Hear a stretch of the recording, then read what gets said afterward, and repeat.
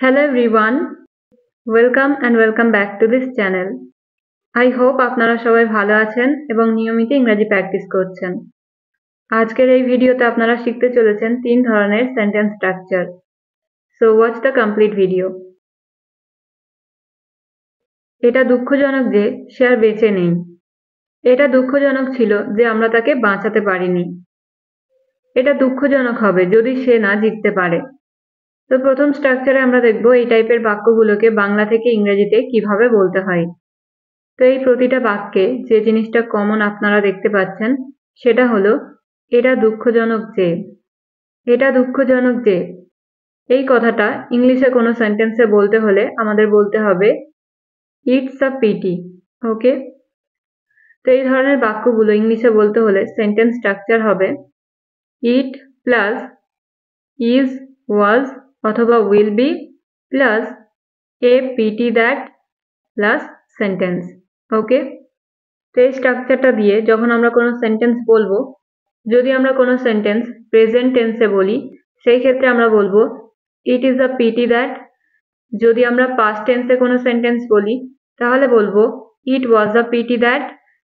আর যদি কোনো সেন্টেন্স আমরা ফিউচার টেন্সে বলি তখন কিন্তু আমাদের বলতে হবে it will be a pity that. Okay, তো এবার এক্সাম্পল দেখলে আপনারা আরো ভালোভাবে বুঝতে পারবেন। তো চলুন এক্সাম্পলগুলো দেখা যাক। প্রথম এক্সাম্পল হলো এটা দুঃখজনক যে সে আর বেঁচে নেই। এটা দুঃখজনক যে সে আর বেঁচে নেই এই সেন্টেন্সটা কিন্তু প্রেজেন্ট টেন্সে আছে। তো এই বাক্যটার ইংরেজি হবে it's a pity that he is no more. It's a pity that he is no more. এটা দুঃখজনক যে আমরা তাদের সাহায্য করতে পারিনি। It's a pity that we could not help them. It's a pity that we could not help them. তো এই সেন্টেন্সটাও কিন্তু ছিল প্রেজেন্ট টেন্সে। পরের এক্সাম্পল এটা দুঃখজনক ছিল যে আমরা তাকে বাঁচাতে পারিনি। এটা দুঃখজনক ছিল যে আমরা তাকে বাঁচাতে পারিনি এই সেন্টেন্সটা কিন্তু এখানে পাস্ট টেন্সে আছে। তো এই বাক্যটার ইংরেজি হবে it was a pity that we could not save his life. It was a pity that we could not save his life. এটা দুঃখজনক হবে যদি সে না জিততে পারে। তো এই বাক্যটা কিন্তু ফিউচার টেন্সে আছে, তাই এখানে কিন্তু আমরা ইউজ করব will be. Okay, it will be a PT if he doesn't win. It will be a PT if he doesn't win.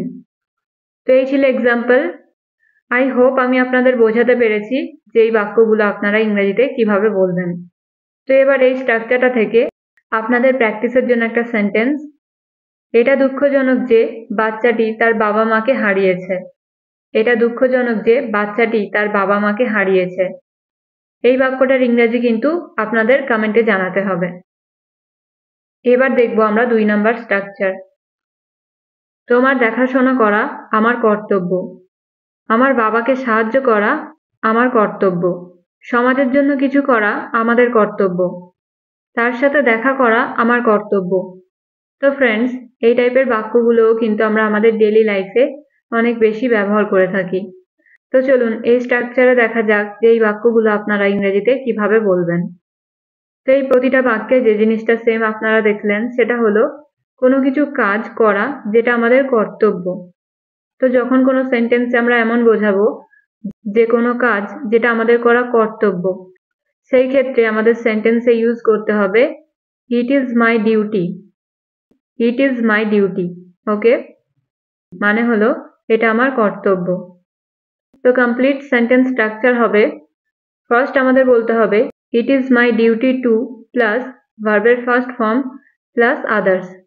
তো এই হলো সেন্টেন্স স্ট্রাকচার। এবার আমরা দেখব কয়েকটি এক্সাম্পল। ফার্স্ট ওয়ান ইজ তোমার দেখাশোনা করা আমার কর্তব্য। তোমার দেখাশোনা করা আমার কর্তব্য। It is my duty to look after you. It is my duty to look after you. আমার বাবাকে সাহায্য করা আমার কর্তব্য। It is my duty to help my father. It is my duty to help my father. সমাজের জন্য কিছু করা আমাদের কর্তব্য।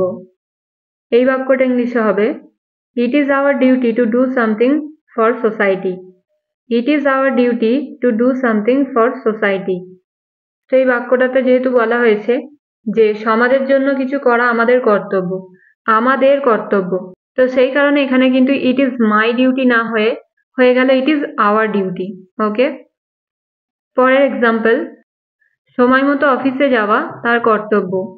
It is her duty to go to office on time. It is her duty to go to office on time. তাকে জিজ্ঞাসা করা আমার কর্তব্য না। তাকে জিজ্ঞাসা করা আমার কর্তব্য না। তো এই বাক্যটা কিন্তু একটা নেগেটিভ সেন্টেন্স। তো যখন আমরা কোনো নেগেটিভ সেন্টেন্স বলবো তখন কিন্তু আমাদের বলতে হবে it is not my duty. Okay, it is not my duty. তো এই বাক্যটার ইংরেজি হবে it is not my duty to ask her. তো আরো একটা নেগেটিভ সেন্টেন্স যদি আমরা বলি, যেমন সেখানে যাওয়া আমার কর্তব্য না। It is not my duty to go there. It is not my duty to go there. Okay, I hope আপনারা বুঝেছেন যে এই টাইপের বাক্যগুলো আপনারা ইংরেজিতে কিভাবে বলবেন আর নেগেটিভ সেন্টেন্স বলতে হলে আপনারা কিভাবে বলবেন। তো এবার এই স্ট্রাকচারটা থেকেও একটা বাক্যের ইংরেজি আপনাদের বলতে হবে। বাক্যটা হলো তোমাকে খুশি করা আমার কর্তব্য। তোমাকে খুশি করা আমার কর্তব্য। তো এই বাক্যটার ইংরেজি কি হবে আপনারা কমেন্টে লিখে জানাবেন। আর আপনারা এই বাক্যটা নেগেটিভ সেন্টেন্সে কি হবে সেটাও কিন্তু কমেন্টে লিখে জানাতে পারেন। তো চলুন এবার দেখা যাক 3 নাম্বার স্ট্রাকচার। আমি পড়তে থাকি। সে সারাদিন ঘুমাতে থাকে।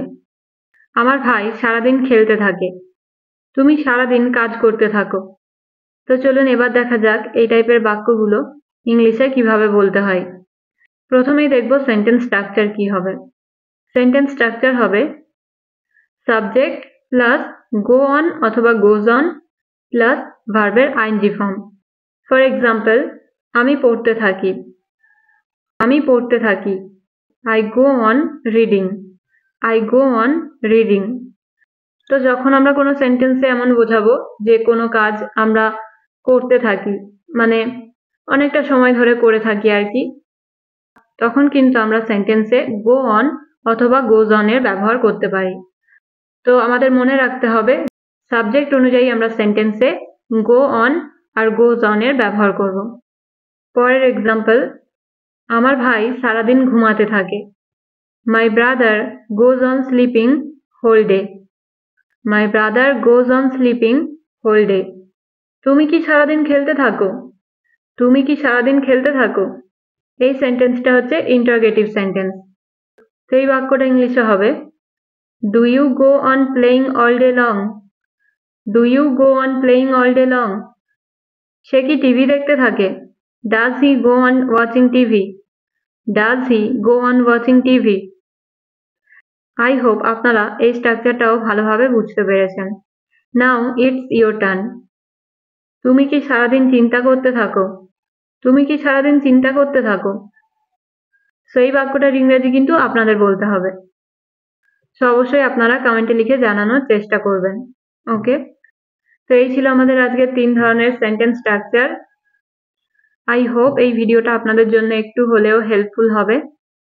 So yeah, so if you like the video, please don't forget to hit the like button. Thank you so much for watching. See you in the next video. Till then, stay happy and keep learning.